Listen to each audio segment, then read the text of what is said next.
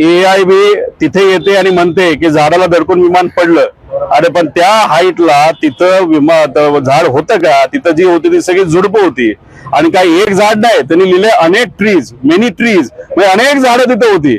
आता लोकच म्हणायला लागले की तिथं झाडं नाहीत, काय नाहीत. आणि दुसरं जे बँक झालं, म्हणजे जेव्हा लेफ्ट विंग खाली येतं तेव्हा लेफ्ट बँक म्हणतो आपण, राईट विंग खाली असतं तेव्हा राईट बँक म्हणतो. यांनी सांगितलं रिपोर्टमध्ये राईट बँक झालं, म्हणजे राईट साईडला वळलं.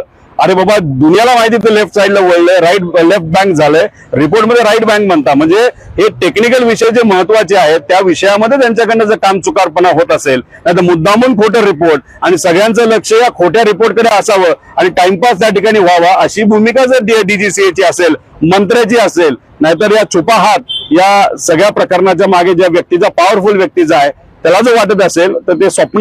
जनतेचा अधिकारनामा, जाणीव हक्काची या न्यूज चॅनलमध्ये जनतेच्या हक्काचा आवाज. सत्ता व्यवस्थेचे प्रश्न थेट तुमच्यापर्यंत. जाहिराती आणि बातमीसाठी आजच 70 57 87 98 02 शी संपर्क साधावा.